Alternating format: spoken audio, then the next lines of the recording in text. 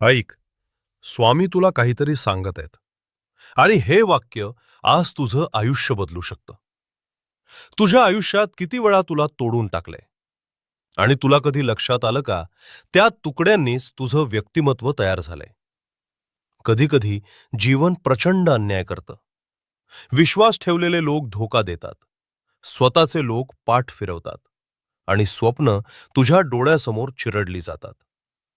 तेव्हा एकच प्रश्न, मीच का?